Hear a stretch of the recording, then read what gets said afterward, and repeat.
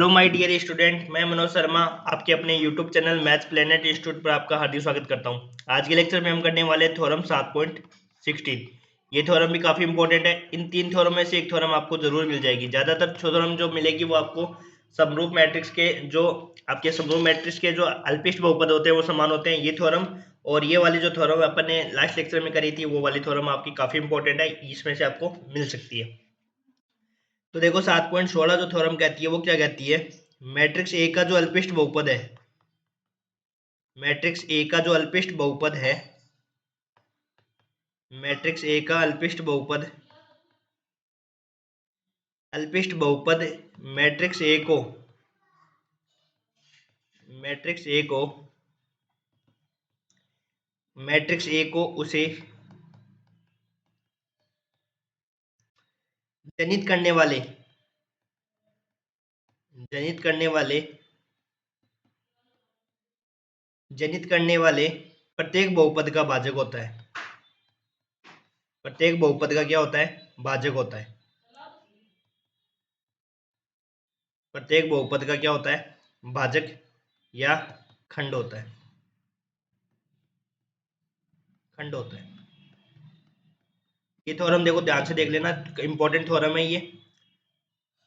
कैसे इसको करना है प्रूफ देखो इसका। कह रहा है कि मैट्रिक्स ए का जो अल्पिष्ट बहुपद है, मिनिमल पॉलिनोमियल है, वो मैट्रिक्स ए को उसे जनित करने वाले प्रत्येक बहुपद का क्या होता है? भाजक होता है। मतलब क्या कह रहा है कि जो अपने पास अपन जो जनित करने वाला बहुपद है वो इसको क्या करना चाहिए? मिनिमल पॉलिनोमियल को डिवाइड करना चाहिए। मतलब ये है कि mx क्या करना चाहिए, जो मिनिमल पॉलिनोमियल है ये जनित करने वाला जब भाजक मान लो gx से मान लिया, ये इसको क्या करना चाहिए? डिवाइड करना चाहिए। mx है वो gx का क्या होना चाहिए?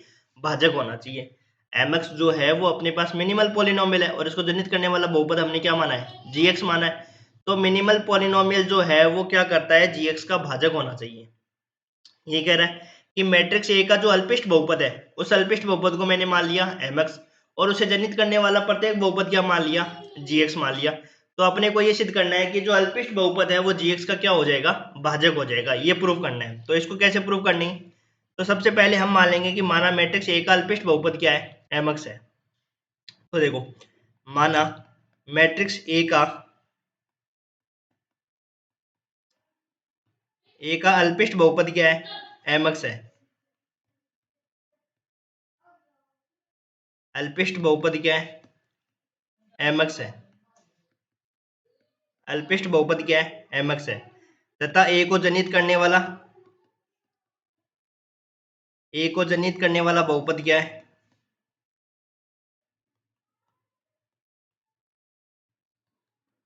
ए को जनित करने वाला बहुपद gx है। हमने क्या मान लिया? मान ला मैट्रिक्स ए का जो अल्पिष्ट पॉलिनोमियल है, मिनिमल जो पॉलिनोमियल है वो mx है और ए को जनित करने वाला बहुपद क्या है? gx है। तब भाजकलन से, भाजकलन से, भाजकलन से दो ऐसे बहुपद, दो ऐसे बहुपद qx व rx, qx तथा rx विद्यमान होंगे, ताकि विद्यमान होंगे ताकि विभाजन एल्गोरिथम लगा दिया। देखो उसको क्या कहते हैं, भाजकलन क्या कहती है कि gx इक्वल टू भाज्य बराबर भाजक, भाजक अपने पास क्या था? भाज्य बराबर भाजक गुणा भागफल प्लस शेषफल। तो mx ये हो गया इंटू qx और प्लस में rx, ये अपने पास क्या हो गया? भाजक कलन विधि हो गई। माना मैट्रिक्स ए का अल्पिष्ट बहुपद क्या है? mx है और ए को जनित करने वाला बहुपद क्या है? gx है। तब भाजक कलन से ऐसे दो बहुपद अपने को मिलेंगे, gx ये qx तथा rx। तो भाज्य बराबर ये होता है ना, भाज्य बराबर क्या होता है? भाजक गुणा भागफल प्लस शेषफल, भाजक गुणा भागफल प्लस शेषफल। तो भाजक को हमने क्या माना? Minimal polynomial. भागफल हमने qx मान लिया और शेषफल हमने क्या मान लिया? ये हमने मान लिया gx और भाजक हमने मान लिया क्या? mx और इनटू ये होगा qx और रिमाइंडर अपने पास क्या हो गया? शेषफल क्या हो गया अपने पास? rx हो गया। शेषफल क्या हो गया अपने पास? rx हो गया। यहाँ समझ में आ गया ये वाली बात। तब भाजक कलन से अपने पास दो बहुपद ऐसे QX तथा RX इस प्रकार से विद्यमान होंगे ताकि GX बराबर MX इंटू QX प्लस में RX। ये हो गई अपने पास समीकरण संख्या 1 हो गई। ठीक है, इसके बाद में ये जो RX होगा ना, अब अपने पता है शेषफल होता है ना भाई, जो भाज्य बराबर भाजक गुणा भागफल प्लस शेषफल होता है, भाज्य बराबर भाजक गुणा भागफल प्लस शेषफल जो होता है अपने पास, वो शेषफल क्या होता है,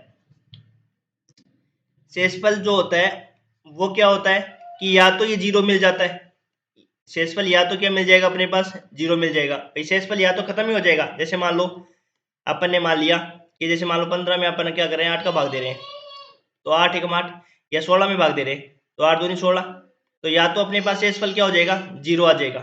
शेषफल या तो क्या आ जाएगा, जीरो आ जाएगा, या यदि अपन बात करें 8 की बात करें, 8 का भाग दे 15 में तो 8 एकम 8, तो शेषफल कितना हो सकता है, या 7 होता है, तो 7 क्या होता है, भाज्य से कम ही होता है भाई, भाज्य से तो उसके कम ही हुआ ना। तो इसका मतलब या जो अपने पास RX होगा या तो क्या होगा, शून्य बहुपद होगा, या तो जीरो मिल जाएगा, या फिर RX की जो कोटि होगी ना वो MX की कोटि से कम होगी। जो शेषफल होगा ना वो आपके क्या होगा, मिनिमल पॉलिनोमियल की कोटि से भी कम हो जाएगा। तो यहां से लिख देंगे अपन,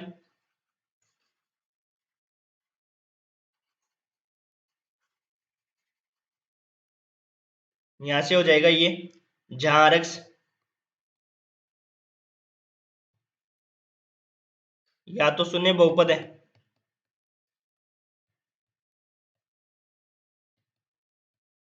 या तो शून्य बहुपद है, या फिर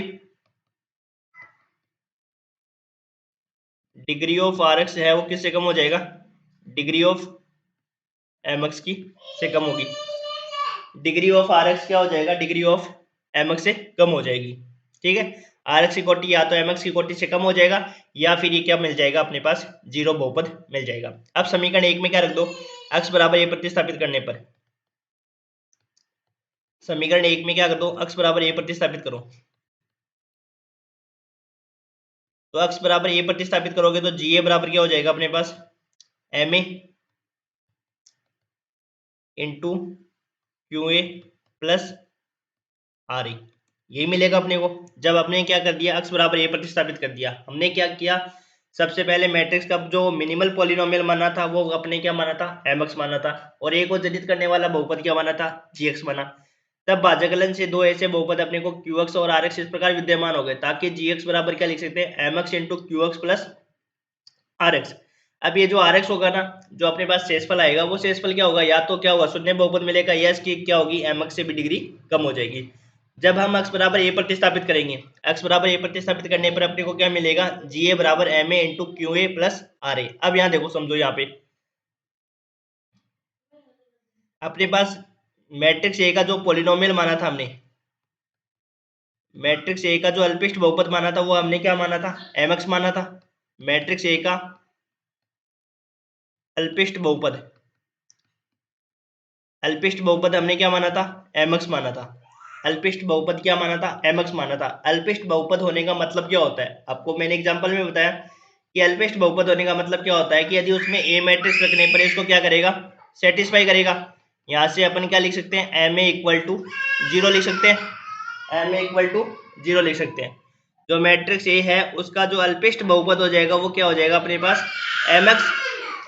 मैट्रिक्स ए का जो अल्पिष्ट बहुपद अपने पास था MX, और अल्पिष्ट बहुपद होने का मतलब क्या होता है कि उसमें अपन यदि ए मैट्रिक्स रखेंगे ना तो ए मैट्रिक्स रखने पर वो क्या मिलेगा, जीरो मिलेगा।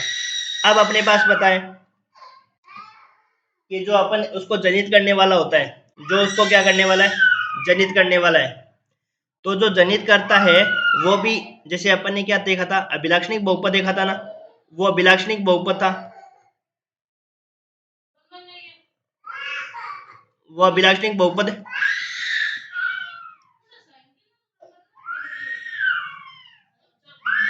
अभिलाक्षणिक बहुपद जो था अपने को उसको,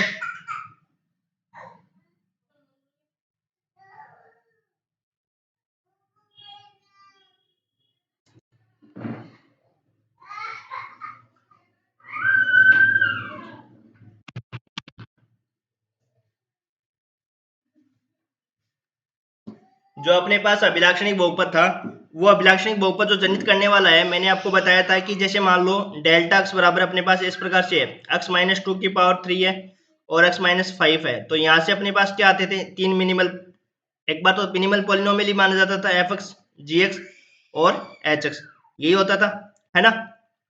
अब यहाँ से समझो इस चीज को, मैं यहाँ पे जी इक्वल टू 0 करूंगा और एम इक्वल टू 0 करूंगा, वो चीजें मैं आपको समझा रहा हूँ यहाँ पे। जब इसका मिनिमल पॉलिनोमियल होगा, मान लो as suppose minimal polynomial x minus 2 x minus 5 है, ये आपका मिनिमल पॉलिनोमियल हो जाएगा। तो जब इसका ये मिनिमल पॉलिनोमियल है तो उसमें अपन जब x बराबर a रखते हैं तो ये अपने को क्या मिल जाएगा, 0 मिल जाएगा। ये चीज तो आपको समझ में आ गई।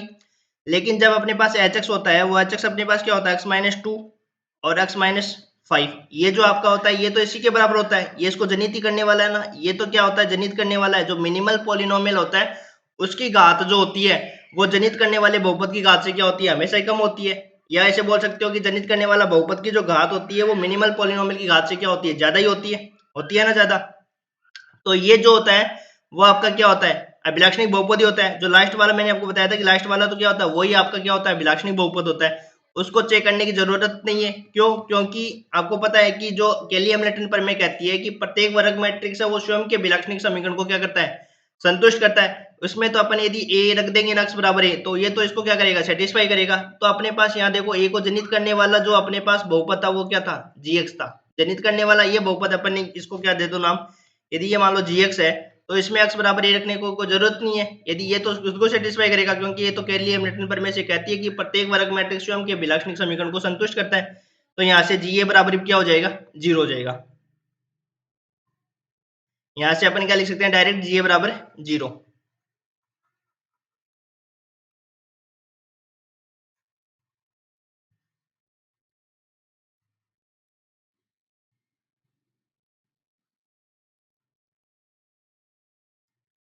तो यहाँ से एक चीज और लिख सकते हैं, यहाँ पे अपन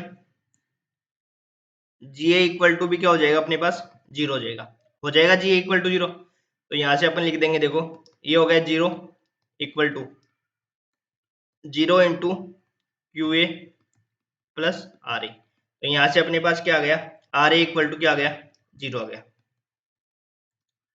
आर ए इक्वल टू 0 आ गया। अब जो आर एक्स की घात है वो एम एक्स की घात से भी क्या है, कम है। अब यहाँ पे देखो दो चीजें निकल के आई। अपन जानते हैं कि आर एक्स इक्वल टू 0 हो गया, 0 हो गया, तो इसका मतलब एम एक्स से क्या हो जाएगा अपने पास, एम एक्स की जो घात है वो अपन क्या मानते हैं, जो मिनिमल पोलिनोमियल होता है, मिनिमल पोलिनोमियल की घात क्या होती है, लिस्ट होती है, मिनिमम होती है। लेकिन यहाँ पे आर एक्स इक्वल टू 0 आने का मतलब क्या हो गया कि जो आर एक्स की घात है ना वो तो डिग्री किससे कम है, जो आर एक्स की घात है वो मिनिमल पोलिनोमियल की घात से भी कम हो गया। इसका मतलब ये मिनिमल पोलिनोमियल होगा, लेकिन अपन ने मिनिमल पोलिनोमियल क्या माना था, एम एक्स माना था। तो ये हो सकता है, देखो यहाँ से, किंतु आर एक्स की घात है, किंतु आर एक्स की घात एम एक्स की घात से कम है, किंतु आर एक्स की घात एम एक्स की घात से कम है, कम है, जो कि एम एक्स हेतु, जो कि एम एक्स हेतु एक अल्पिष्ट बहुपद होने का विरोधाभास है।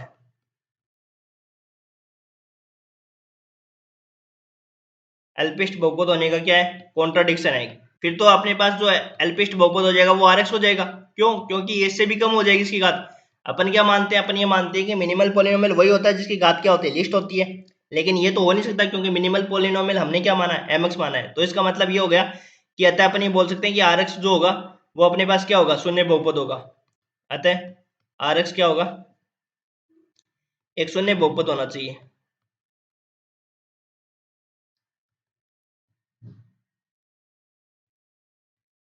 अर्थात यदि ये शून्य बहुपद हो गया तो यहाँ से अपने को क्या मिल जाएगा, तो यहाँ पे खत्म हो जाएगा ये तो समीकरण एक से क्या लिख सकते हो आप यहाँ से, जी एक्स बराबर M x into Q X. तो जैसे मान लो 6 है, 6 बराबर में 2 × 3 लिखते हैं, तो 6 है वो 2 को भी डिवाइड करेगा और 3 को भी डिवाइड करेगा। इसका मतलब ये हो गया, इस चीज से अपन ये लिख सकते हैं कि जो मिनिमल पॉलिनोमियल एम एक्स है वो जी एक्स का क्या हो जाएगा, भाजक होगा। और ये अपने को क्या करना था, प्रूफ करना था। और ये अपने पास हो गई प्रूफ थ्योरम। यहाँ समझ में आ गया। सबसे पहले हमने क्या किया, दो चीजें ये समझने वाली है जो मैंने साइड में लिखी है ना, एक तो ये चीज जरूरी है, मैट्रिक्स एक अल्पविष्ट बहुपद यदि mx है तो इसमें यदि ए मैट्रिक्स रखेंगे तो इसको सेटिस्फाई करेगा, इक्वल टू क्या मिलेगा, जीरो, एक जी इक्वल टू जीरो मिलेगा। अब यहाँ पे आर एक्स की घात है वो इक्वल टू जीरो आने का मतलब ये हो गया कि आर एक्स की घात जो है वो मिनिमल पॉलिनोमियल से भी कम है, तो वो हो नहीं सकता, तो यहाँ पे इसको क्या होना पड़ेगा, जीरो होना पड़ेगा। उसने होते ही ये क्या हो जाएगा अपने पास, ये वाला पद खत्म हो जाएगा, और ये वाला पद खत्म होते ही अपने पास क्या मिल जाएगा, जी एक्स बराबर M x into Q x, और m x into Q x का मतलब ये होता है कि यहाँ पे एम एक्स जो है वो जी एक्स का क्या हो जाएगा, भाजक हो जाएगा, और ये अपने को क्या करना था, प्रूफ करना था, और ये अपनी हो गई थ्योरम प्रूफ। और इसी के साथ अपनी यूनिट नंबर 3 कंप्लीट, और आपको कुछ करना और है नहीं, ठीक है, थैंक यू।